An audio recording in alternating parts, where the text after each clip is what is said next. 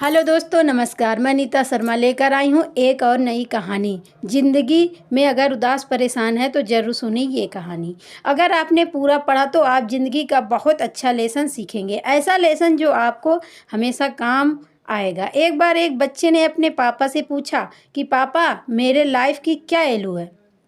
तभी उसके पापा ने कहा, अगर तुम सच में अपनी ज़िंदगी की का कीमत समझना चाहते हो तो मैं तुम्हें एक पत्थर देता हूँ। इस पत्थर को लेकर मार्केट में चले जाना। अगर कोई उस पत्थर की कीमत पूछे तो कुछ मत कहना, बस अपने 2 उंगली दिखा देना। फिर वह लड़का मार्केट गया और कुछ देर तो ऐसे ही बैठा रहा, लेकिन कुछ देर बाद ही एक बूढ़ी औरत उसके पास आई और उस पत्थर का कीमत पूछने लगी। वह लड़का एकदम चुप रहा, उसने कुछ नहीं कहा और अपनी 2 उंगलियां दिखा दी। तभी वह बूढ़ी औरत बोली, सिर्फ 200 ठीक है, मैं यह पत्थर तुमसे खरीद लूँगी। वह बच्चा एकदम से शॉक्ड हो गया। वह सोचने लगा कि एक पत्थर की कीमत 200, जो कि पत्थर जनरली कहीं पर भी मिल सकता है, लेकिन उसका प्राइस 200। वह तुरंत अपने पापा के पास गया और बोला, मुझे मार्केट में एक बूढ़ी औरत मिली थी और इस पत्थर के 200 देने के लिए तैयार थी। फिर उसके पापा ने कहा, इस बार तुम इस पत्थर को म्यूजियम में लेकर जाना और अगर कोई इसकी कीमत पूछे तो उसको कुछ मत कहना, बस अपनी 2 उंगली खड़ी कर देना। फिर वह लड़का एक म्यूजियम में गया और वहाँ पर एक आदमी की नज़र उसे पत्थर पर पड़ी। तभी उसने उसे पत्थर की कीमत पूछी। जैसा कि उसके बाप ने कहा था कि कुछ मत कहना, वैसा ही वो चुप रहा और अपने 2 उंगलियां खड़े कर दिए। तभी वह आदमी बोला, 20,000 ठीक है, तो मैं तुम्हें इस पत्थर के 20,000 देने के लिए तैयार हूँ। यह पत्थर तुम मुझे दे दो। लड़का फिर से चौंक गया और जाकर अपने पापा से कहा, पापा, म्यूजियम में मुझे एक आदमी मिला था और वह इस पत्थर के 20,000 देने के लिए तैयार है। तभी उसके पापा ने कहा, अब मैं तुम्हें आखिरी जगह भेजने जा रहा हूँ। अब मुझे जानना है एक एक कीमती पत्थरों के दुकान पर भी कोई इसकी कीमत पूछे तो कुछ मत कहना, बस अपने 2 उंगलियां खड़ा कर देना।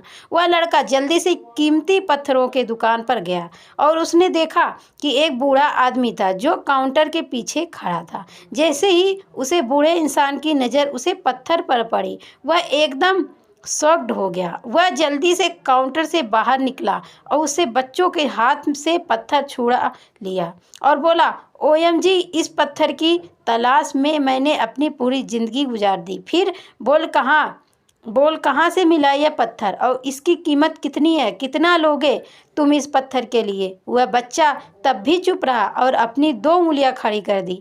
तभी वह बूढ़ा आदमी बोला, कितने दो?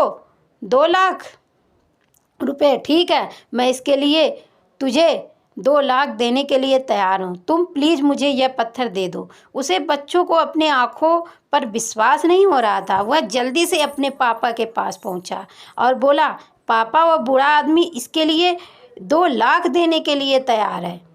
तभी उसके पापा ने कहा, क्या तुम अब समझे अपने लाइफ की कीमत?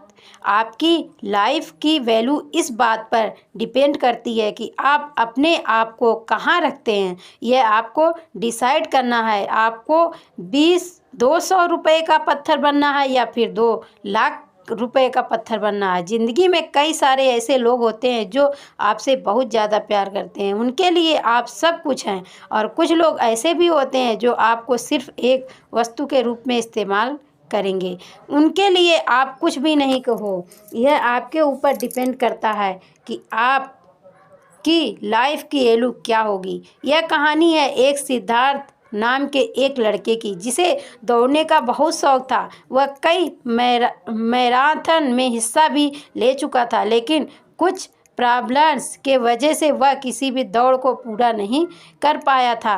एक दिन उसने अपने आप से यह वादा किया कि चाहे कुछ भी हो जाए, इस बार के मैराथन में वह अपना दौड़ जरूर पूरा करेगा। उसने मैराथन में भाग लिया और कुछ देर बाद रेस शुरू हो गई। सभी एथलीट तेजी से दौड़ रहे थे और उनके साथ साथ सिद्धार्थ भी दौड़ रहा था। लेकिन कुछ समय बाद सिद्धार्थ की सांस फूलने लगती है और वह थक कर रुक जाता है। वह देखता है कि सारे एथलीट उसे बहुत आगे निकल चुके हैं। फिर उसे वह बात याद आती है कि मैंने तो अपने आप से रेस पूरा करने का वादा किया है।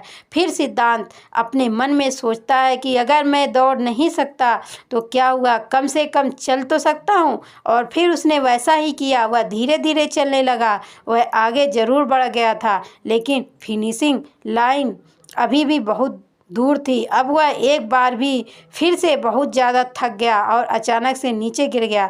फिर उसने खुद को बोला कि वह कैसे भी करके आज की इस दौड़ को पूरा कर जरूर करेगा। वो जिद करके वापस उठा और लड़ते हुए आगे बढ़ने लगा। स्टेडियम में मौजूद सभी दर्शक उसे देखकर बहुत हैरान हो गए और आखिरकार सिद्धार्थ